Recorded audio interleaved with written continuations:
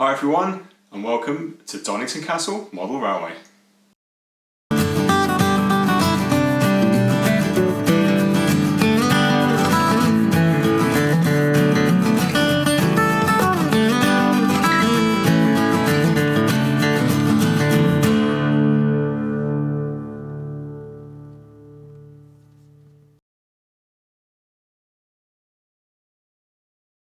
Welcome everyone. This is the first video on this channel, and we're going to be talking a little bit today about the reasons for starting this channel and look forward to some of the things that we're going to be doing as we move forwards. Now, behind me is Donnington Castle Model Railway. This was started in March 2023. So at the time of filming, that's just over 6 months ago. We're now at a stage I feel that it's in a good place where I can start sharing some of the work that's been going on and let you see a little bit about a little bit of the layout and the vision for what it's hopefully going to become. First off, I'll just introduce myself. My name's Martin. I work in immersive learning. I actually run an immersive learning business. And that is one of the reasons for wanting to start this channel. Now, in my job, I get to do a lot of scale modelling, building things that help people to engage with learning. And the railway here behind me is a perfect example of putting some of that learning into practice. So some of the things I've been doing in my job, I'm able to kind of take those skills and kind of employ them here. But likewise, some of the skills that I learn here I can take back into my job. And that leads on very nicely to the reasons for starting this channel. And that really is to inspire a passion for scale modelling and to share that with all of you. Now, through doing that, I hope that I can inspire some of you to take up the hobby of modelling for yourselves. Now, I'm hoping this channel will also inspire some of you to try something new on your own layout. I hear lots of modelers who talk about them not being particularly good at one aspect of the hobby, and often people are very hesitant to try something new. So if I can inspire you to learn new things, and more importantly, just to take a chance and to try and put some of those into practice, then I think I'll be doing a good job with the channel. And on that subject, I think that's a kind of very kind of critical point around modelling, that as long as we're working safely, what's the worst that can happen from trying something and it not working? Well, we have to do it again. We all learn from doing, and we all learn from practice. So if I can encourage you to step outside your comfort zone a little bit and to try something new, then that's certainly something something good that will come out of this channel, which would be amazing. Looking forwards with the channel. What I'm hoping to do is to bring you on the journey as I continue to build Donnington Castle Model Railway. As you can probably just about see behind me, there's a lot of work still to be done, and that means a lot to learn and a lot to do and a lot to share as we go along. I'm hoping to keep these videos fairly snappy, so maybe 10 to 15 minutes each, and hopefully try and get out a couple of videos every week. Worst case, one a week. The format of those videos will probably change as we go along, but I'm looking to include a few different aspects into each of the videos. I'll certainly share progress updates on the layout. I'll certainly show you things that I've been doing, things that have been completed. We can also talk through some of the techniques that I've been using. We'll share some running shots, and you'll get to see some stuff running around here.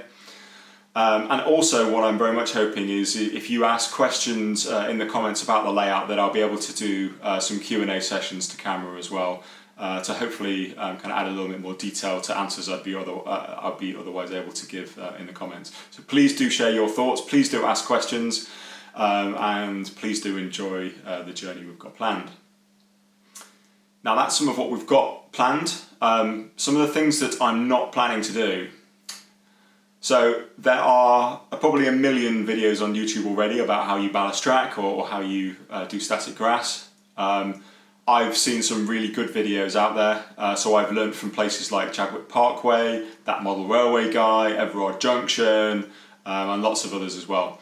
So I'm not going to repeat videos that I know and kind of techniques that I know there are really good videos out there of already. But what I will do is I'll be pointing you to some of those up there in the top right hand corner as we go along, because there's no point me reinventing the wheel. What I do want to focus on though is maybe things that you don't get to see in other places, and hopefully kind of share more about how I learn some of the techniques involved, and hopefully then enable you to learn those better for yourselves. Now, before we get into details of Donnington Castle Model Railway, which you can probably not see much of behind me right now, I'm just going to talk about my number one rule in modelling, and that is that each of you should build the model or the model railway that you want to build for yourself. Don't feel pressured into building something you've seen on YouTube, and don't feel pressured into doing things because other people have told you to do them. Build something that makes you happy, and makes you happy building it, but also makes you feel a sense of satisfaction as you build it and can then enjoy it. I think that's the most important part of this hobby. It's not a job. For most of us, it's not a job. We do this for fun, and I think that's the most important thing that should shine through in everything you do. So I'm going to talk you through some of the decisions that kind of went into why I built this railway the way I did. Some of those things will apply to you, some of them won't. And that means that this railway is very much suited to my needs and kind of what I wanted to build. And I hope that each of you, if you take only one thing away from this channel, you take away the fact that this is fun, and go do what you want to do. So the next video in this series is going to be an initial tour of the layout, showing you the progress so far after I said about 6 months of work. But what I'll do first of all is just talk to you a little bit about a background as to the layout itself, when it's set, and some of the kind of the initial design decisions that went into it. And then in the second video in this series, you'll then be able to see some of those, or at least how much progress has been made on some of those. The layout is 00 scale, so that means 4mm in model form to the foot in real life. And for those of you who aren't 00 scale modelers, hopefully you will stick around because we're going to be looking at lots of different topics on this channel. For example, we're going to be looking at things like 3D printing and laser cutting, which are great ways of you being able to add some uniqueness to your own layouts. But also, let's be honest, if you have access to that kind of equipment, to keep the cost down as well. And so wherever possible, we're going to be looking to do our modelling as cheaply as possible, but at the same time, obviously taking advantage of the great products there are out there in the marketplace at the same time. So no matter what scale model you are, I hope you will stick around and enjoy this channel. So I'm really fortunate. I have a double garage available for me to build this layout in, and at the moment the layout is taking up about half of that.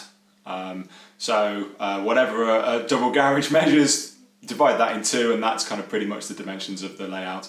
If you're really interested, and please leave a comment below, I will get some actual measurements to you. The railway has been built what many of you would call open-faced baseboards. That means that they are frames with no flat surface put on top of those, and instead the topography of the layout is kind of built up at different levels using effectively kind of wooden blocks built up on top of that frame.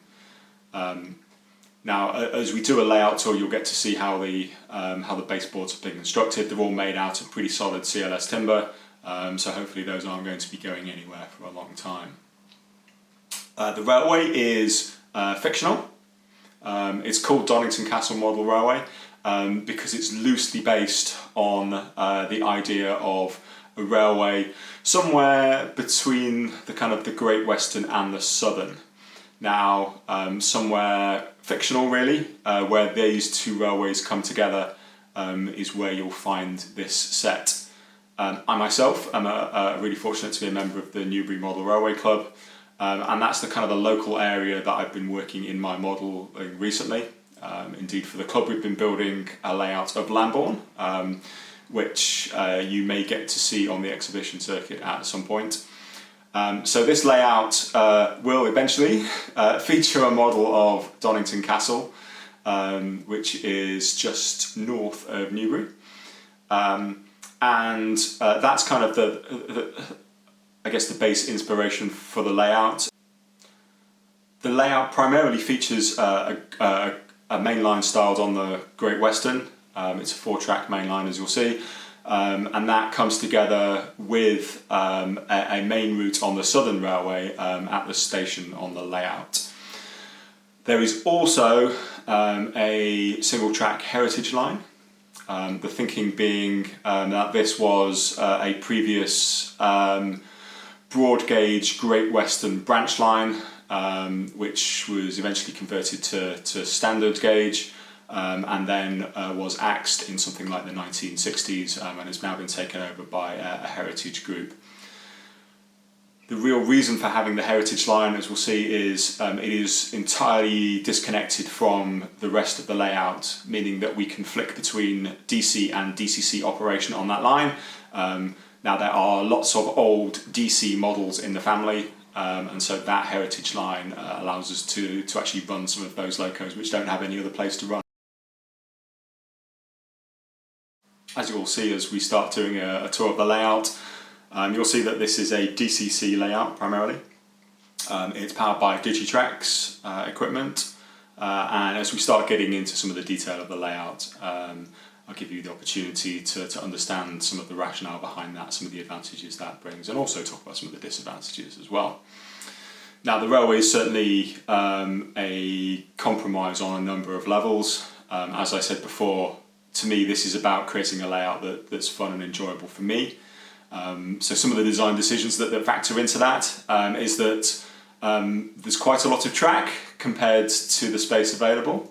In some senses, some of that's not strictly prototypical, but it makes it a very fun layout to operate, or rather it will make it a very fun layout to operate when it's finished. And to me, that's one of the most important parts of this, is being able to build something, to learn something as we go along, but also then to be able to enjoy what you've built at the end of it. And that's why you'll see that there's plenty of track, plenty of operational interest in the layout. The layout, I should mention at this point, is set in the mid-1970s. So it's going to be kind of quite grimy in some places, a little bit run down. The reason for going for the mid-1970s is that that's actually an era that I don't know personally. I wasn't around at that time, so it's a good opportunity to learn a bit more about that. I think there's plenty of variety of stock that was running at that time, so again that gives a little bit more interest.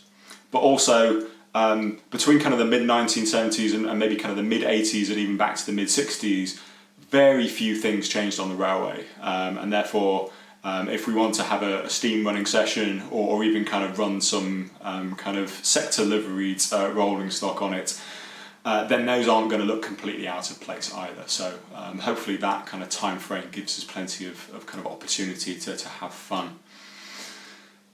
And on the point of fun, wherever possible, I'm going to try and make this authentic, and I'm going to try and learn in order to be able to do that. However, I'm not going to get hung up on that fact.